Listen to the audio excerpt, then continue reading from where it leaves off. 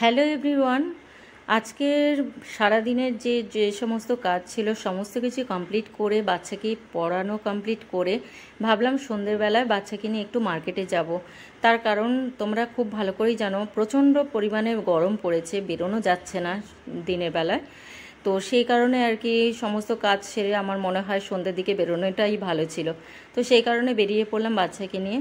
তো সামনে ওর বার্থডে, তোমরা সবাই জানো। তো সেই কারণে টুকটাক কাজ করে নিতেই হচ্ছে, কারণ আমি একা, তো সেই কারণে আমাকে একার করতে হচ্ছে।